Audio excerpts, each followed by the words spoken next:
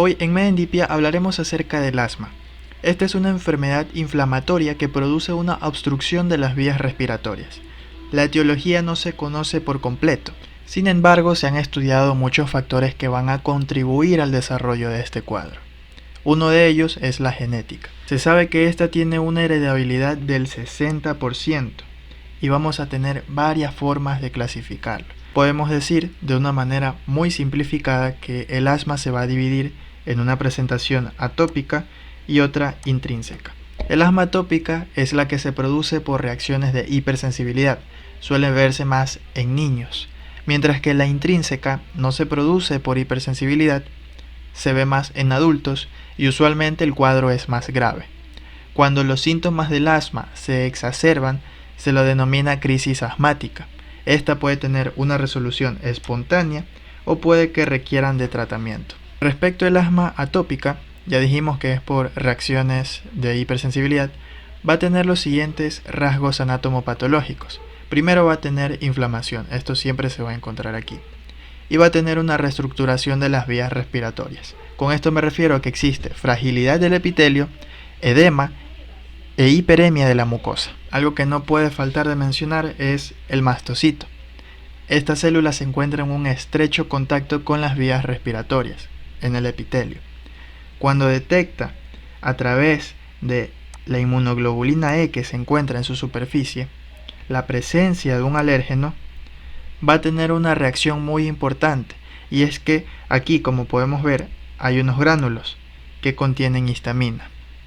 La reacción que sucede cuando el alérgeno se une a la inmunoglobulina E que tiene el mastocito es la desgranulación, es decir, la liberación de esta histamina, que va a llevar al desarrollo de una respuesta inflamatoria. En casos más graves podemos encontrar hiperplasia de la musculatura lisa. Habrá también hipertrofia de las glándulas mucosas y una angiogenia a nivel subepitelial. Cascada inflamatoria en el asma atópica.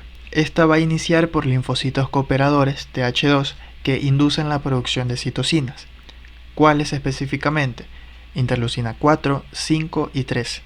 La interleucina 4 va a estimular la producción de linfocitos B, que a su vez estimula para que produzca inmunoglobulina E. Estas mismas funciones las desempeña la interleucina 13, pero la interleucina 13 desarrolla otros papeles más, como por ejemplo inducir la hipersensibilidad de la vía respiratoria, la metaplasia de las células caliciformes y la hiperproducción de MOC. A su vez, la interleucina 5 va a estar bastante ligada con el eosinófilo.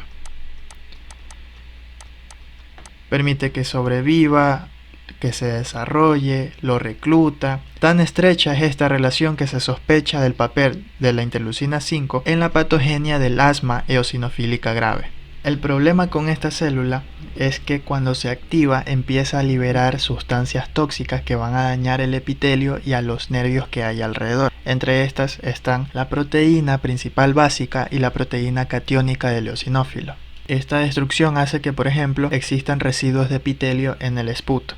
El asma no atópica o intrínseca va a tener las siguientes características. Se va a presentar en adultos, no se asocia a alergia, suele estar acompañada de rinosinusitis crónica o de poliposis nasal y no va a responder bien a glucocorticoides inhalados. La cascada inflamatoria va a ser diferente, se va a iniciar por células linfocíticas innatas de tipo 2, las cuales van a producir inflamación eosinofílica. Las citocinas que van a estimular son 5 y 13, muy poca interleucina 4. Ya que esta está más ligada a la respuesta alérgica a través de la estimulación de inmunoglobulina E. Otra forma que vamos a tener para clasificar el asma es en asma de tipo 2 alto y asma de tipo 2 bajo. No he puesto aquí el asma de tipo 2 alto porque ya lo hemos explicado. ¿Cuáles son? El asma atópica y el asma intrínseca. Estos van a tener las cualidades de presentar inflamación eosinofílica y citocinas de tipo 2. Entonces, en el asma de tipo 2 bajo, simplemente no van a presentar estas características. Entonces, cuando no se cumplen estos criterios, se los pasa a clasificar de esta manera. Aquí vamos a tener la característica de que la inflamación presenta un aumento del número de neutrófilos, o también es posible que ni siquiera presente inflamación, simplemente la obstrucción de la vía respiratoria. Al principio mencionaba que el asma siempre iba a tener inflamación. Bueno, este viene siendo la excepción a la regla. Dentro de esta clasificación tenemos, por ejemplo, el asma producido por la obesidad, del cual no se conoce mucho la etiopatogenia. Otros tipos de asma que vamos a tener son, por ejemplo, el asma inducida por el ejercicio. Cuando realizamos actividad física, nuestra frecuencia respiratoria aumenta. Esto hace que el aire no tenga tiempo de humidificarse ni de calentarse de manera adecuada, lo cual culmina con un enfriamiento de la vía respiratoria, que va a estimular la liberación de histamina, prostaglandinas y leucotrienos. Por lo tanto, habrá inflamación. Si la persona ya de por sí sufre asma, se agrava el cuadro. Otro tipo de asma viene siendo el ocupacional, el cual se produce cuando el individuo se somete a un entorno donde hay contaminantes que lleven al desarrollo de esta enfermedad. No nos confundamos con el asma agravada en el lugar de trabajo, que es simplemente cuando se agrava el asma en un paciente que se sometió a un entorno con contaminantes y previamente ya presentaba la enfermedad. También hay fármacos, específicamente los que bloquean la COX-1, que van a ser capaces de producir asma. Tenemos, por ejemplo, la enfermedad respiratoria exacerbada por el ácido acetilsalicílico. Los cambios fisiológicos que vamos a ver en el asma son constricción del músculo liso, engrosamiento del epitelio de las vías respiratorias y líquido libre dentro de la luz de las vías respiratorias. Podemos ver en esta imagen cómo se presenta un bronquiolo que tiene la luz normal y a su lado un bronquiolo asmático. Se evidencia aquí la presencia de líquido, una mayor producción de moco. Se puede evidenciar cierto grado de hiperplasia del músculo liso debido a que habrá un engrosamiento de la vía respiratoria y esto favorecerá a que la constricción sea muchísimo más fuerte. Otra cualidad que va a tener en el asma, y me faltó de mencionar, es que la capa basal reticular se engrosa debido a que hay un mayor depósito de colágeno, usualmente de tipo 3 y de tipo 4. Voy a mover mi imagen un poco acá para mostrar este corte histológico donde primero apreciamos que en este bronquiolo la luz se encuentra íntegra, a diferencia de este que está al lado donde la luz está aplastada. ¿Qué sucede? El paciente asmático tiene dificultades para expulsar el aire inspirado. Conforme va avanzando el cuadro, la presión aumenta y los bronquiolos se aplastan. Esto contribuye aún más a la reducción de la luz de la vía respiratoria. Los síntomas más comunes en el asma vienen siendo tos, tiraje intercostal debido a que hay un aumento en el trabajo de los músculos inspiratorios accesorios.